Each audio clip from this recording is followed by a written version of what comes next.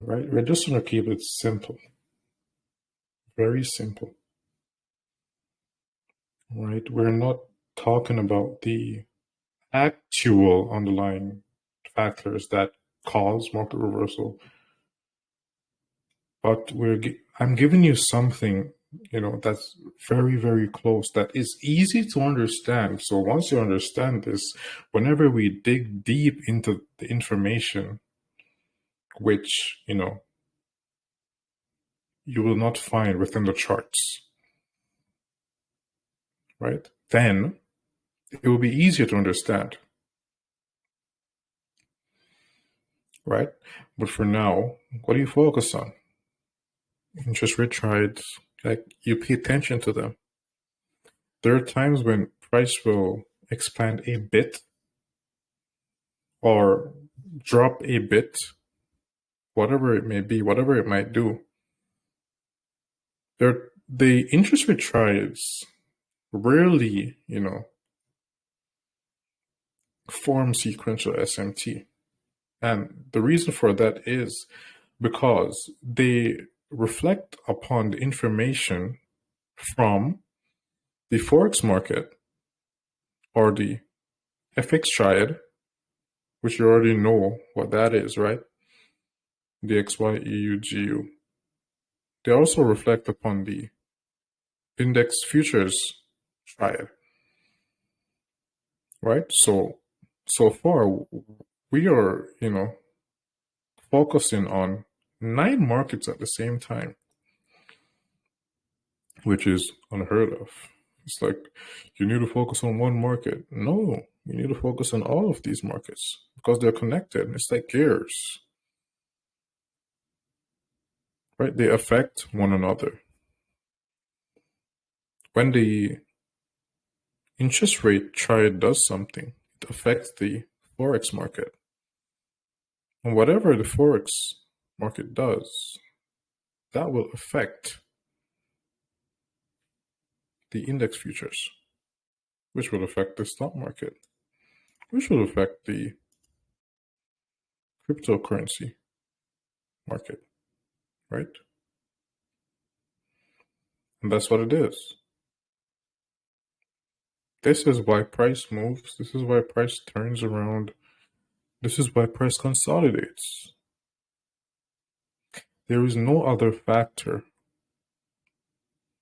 which will give you, more precision. Well, there is. But we will get into that as we, go along. Look at the expansion that happened today within the interest rate triad, right? Look at the fluctuations that we had within the Forex market. Look at the fluctuations we had within the stock market and the index markets, the interest, right? Look at that. Why did that happen? There were no news events, right? Currently, ICT says don't trade here, don't trade here. So here is something, right, that he will never tell you. You will never know this. I don't even know if he knows this. He probably does and just doesn't want to tell us. Right? I'm not really sure anymore. But, here it is. On the days when you don't see, right, news events, which market do you expect to be the most probable? That's something that has never been talked about before. We must understand that price isn't random. There's no mistake that, causes a consolidation or expansion, right? That doesn't exist. Not here. It's an algorithm. It follows its rules. It does what it's supposed to do when it's supposed to do it. And the when is really important. So on these days right here, right, which, currently it's Tuesday. Tuesday is about to be over. Then we're going to go into Wednesday tomorrow, where we will see a great amount of volatility. Thursday as well, right? So do you guys remember from Sunday's analysis, everything that I said right here, right? We can see the price took out this low, which was the low of the previous week, right? So price took this low out and expanded upwards, right? Our draw on liquidity was this high right here, which we have seen price trade below this low, expand, retrace, formed a fair value gap. And you're going to learn something new now, right? So pay attention. This is for those who are, trying to learn, trying to pay attention. The ones that just want to become crazy. You won't learn this anywhere else. And it won't make sense to anyone else either. And it's literally just the tip of the iceberg. Most won't be able to understand. Right? Crosshairs on. Here we go.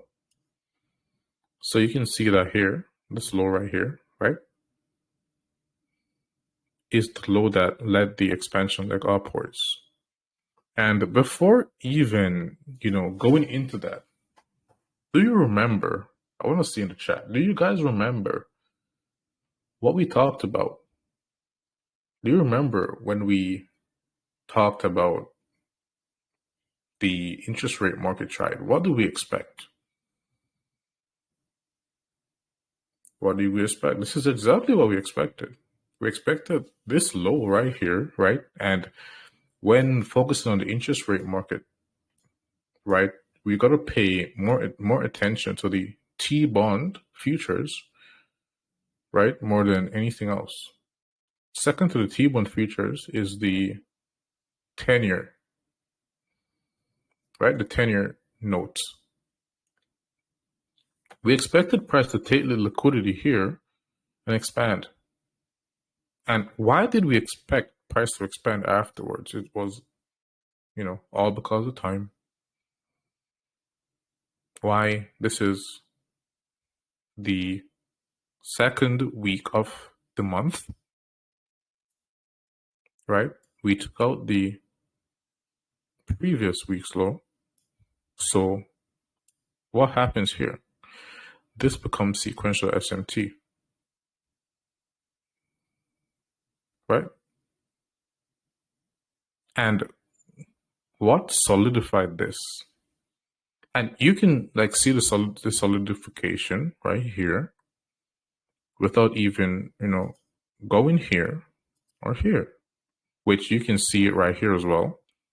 But there are other factors that you can, factor in, right? So here, this is where you will see the intermarket sequential SMT, right? Which, suggests higher prices once this low wasn't taken out. And the swing low formed here. This one took out this low, right? Here you can see they all took out the lows. So if you were just focusing on this market or this triad, you would not see that we had sequential SMT, right? Also, right, something that is important, right? So for this, I have to turn the crosshair on. So on this candle right here, right, you can see that there was a formation of a fair value gap.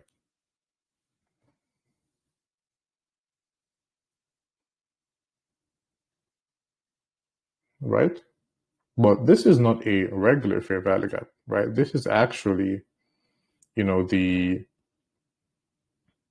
fair value gap that Michael taught. Was it last year or the year before? I don't really 100% remember what he called it, but it occurs when, wicks overlap, right? The implied fair value gap, that's what it is. Right, so here we had a implied fair value gap form, And price did not trade into the open of this candle, but it traded into the wick or near the wick. Afterwards, price expanded, close here, and once price opened here, you wouldn't expect price to go below this wick. And why is that? First of all, we had intermarket sequence or SMT, right? Here, we had price trade into the open of this candle. Well, this did not. So let me show you again. Listen, we have a lot of, cracking correlations that we haven't even touched on yet. Right, so here, right, price didn't trade into this, but it formed the implied fair value gap, which is right where price reacted to right here. See? This down close candle, price expanded, failed to trade into it. Here, right, we had price trading into it. This one, right? And remember, whenever you're trading, the best markets to trade will be, for example, if you like bonds, treasury notes, you want to trade that, which you can. You want to focus on, trading the T-bond futures and the 10-year note, right? These markets will react more, right? But the one in the middle, which you will always see, will be the best market to trade. So even though this expanded more, this would be, give you the most accuracy. But due to the fact that price traded here, failed to trade into the down close candle right here, expanded. On this candle right here, where you see price fail to reach here, right? And once this one trades here again, then you could be a buyer. Also, what else happens here? This down close candle right here, and remember, we're on the 4-hour time frame and the 4-hour time frame, and we're working within the monthly cycle now. Right? This down close candle right here is below the previous low. This one is above the previous low.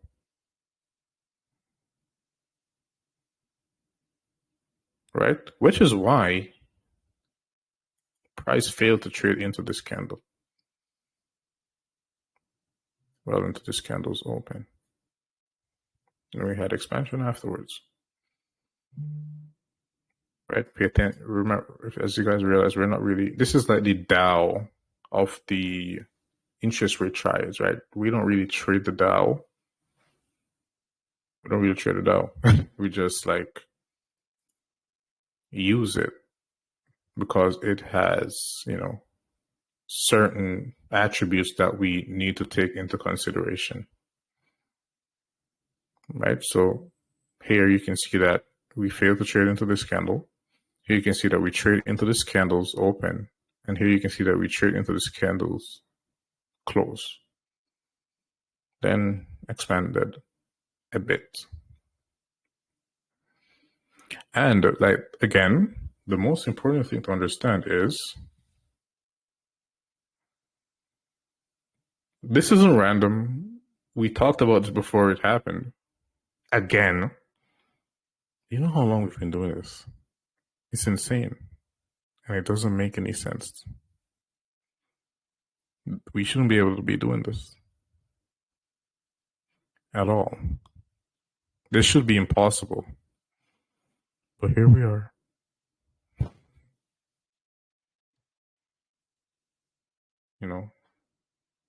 If you can see, you will understand what I'm talking about. If you can't, then you just need to watch it again. Back test.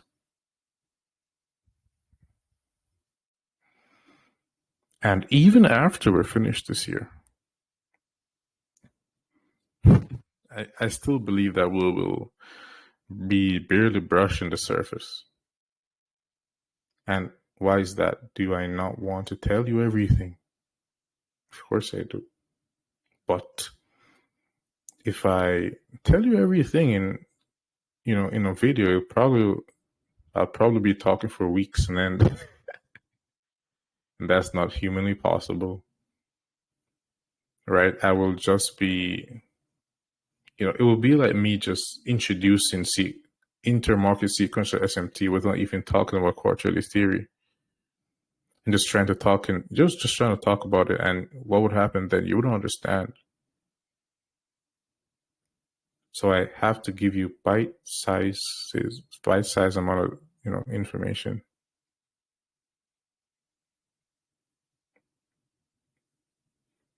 So as you guys can see here, if you're interested in bonds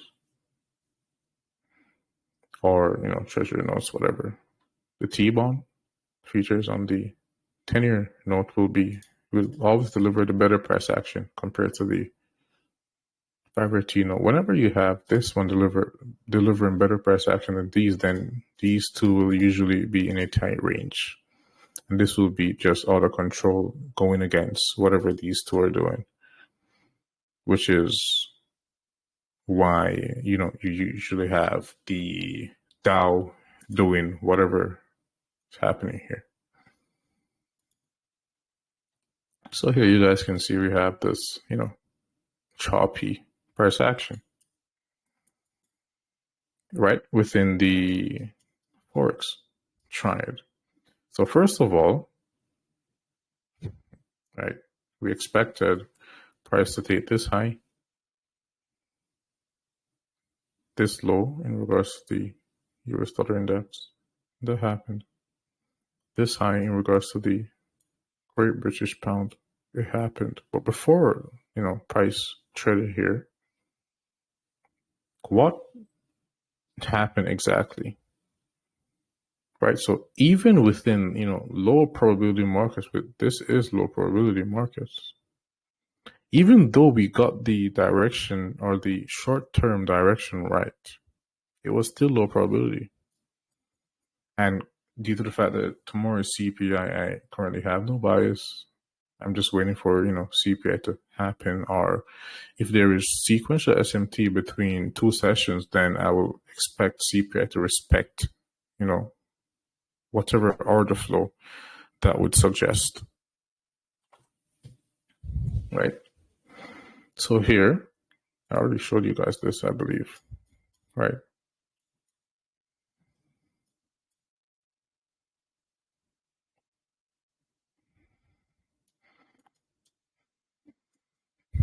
So we had sequential SMT here. Right? And right, we took out this low. I think I already posted this, but I'll do it again.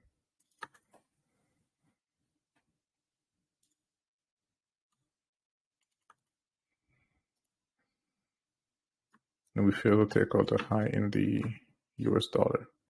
And this all occurred on Monday.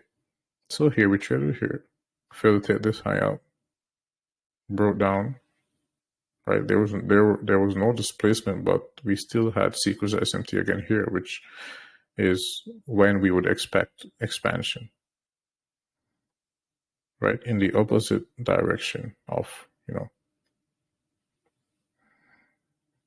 the sequential SMT. Here we took this low. Right? Then what happened afterwards? We had sequential SMT again. Expanded. Even the high right here. Right? This is a precision swing point. Right? This is a precision swing point right here. Price fell. Even here we had sequential SMT.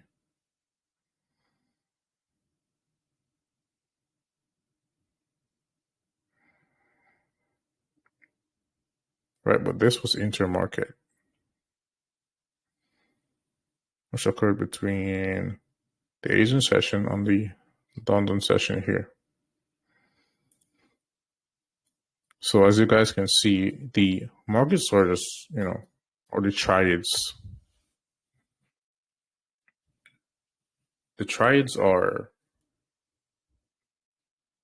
absolutely always, which other word could I use? Constantly reflecting upon each other. So the comparison between the interest rate market and the forex market, or the interest rate market and the index futures market is, very important to take into consideration.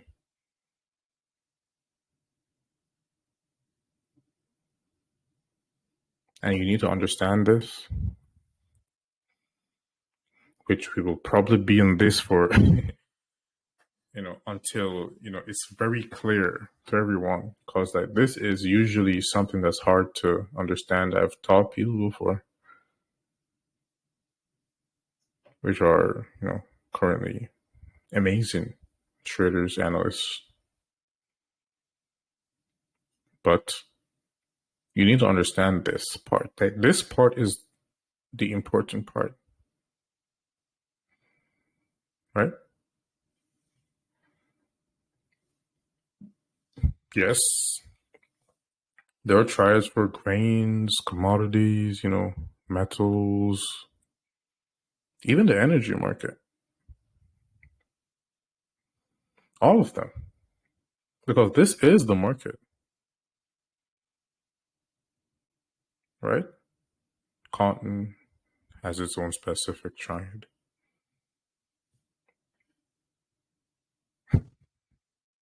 Even orange juice. But we can't give you all of that information now, because that will,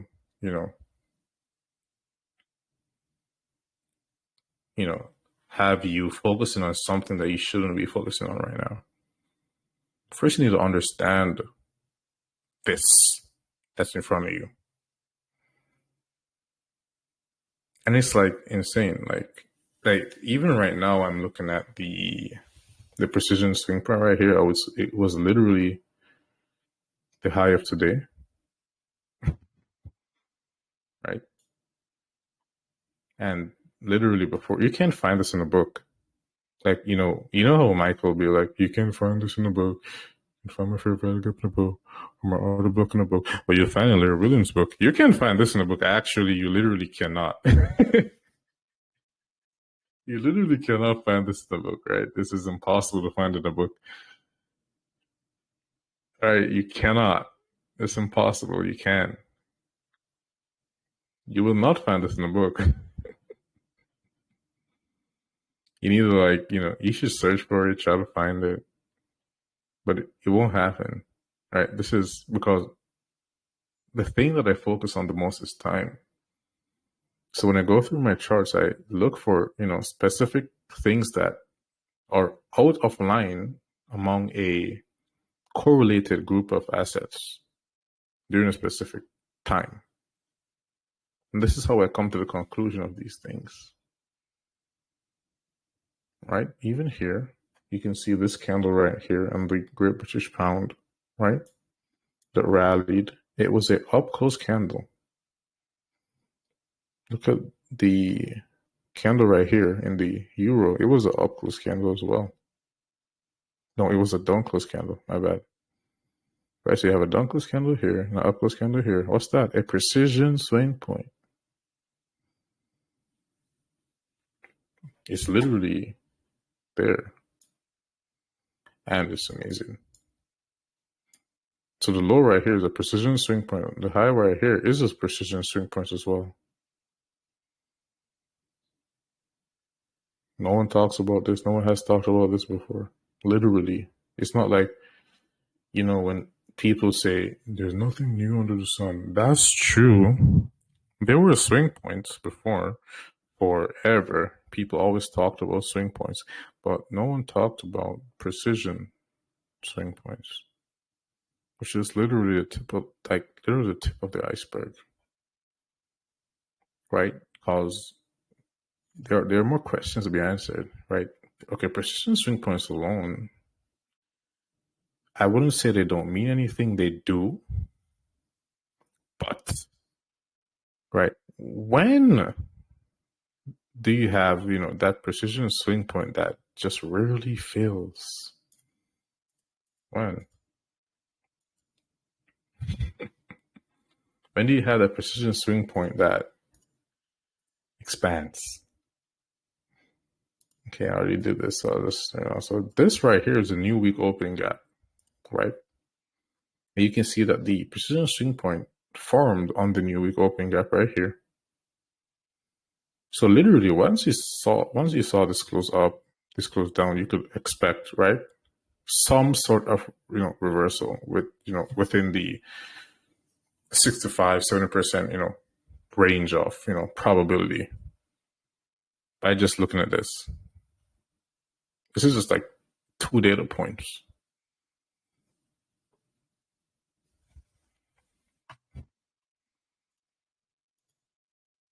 Literally. But yet tomorrow we will be, reflecting upon whatever CPI does. We will be, obviously sharing if the market provides a setup that's high probability, we'll be sharing that. Of course we will. Right. And until then, just wait until CPI. It will be in less than 12 hours from now. Right. So yeah. I will be back with you guys tomorrow, as I should be. Tomorrow is Wednesday. It is. Yeah. So tomorrow, 6 p.m. Eastern Standard Time. And I hope that you guys, took something from tonight. Tried to give you guys, as much information as I possibly could with your, that your current understanding would, process correctly. But yeah, hope that you guys have a wonderful night. I'll be probably not heading to bed right now. Do some light back testing, continue to work on the algorithm, probably read a book, buy a house, I don't know. Yeah, have a wonderful night, everyone, and I'll see you guys tomorrow. Well, I'll talk to you guys tomorrow. I'm terrible at speaking, but I try. Please forgive me. Good night.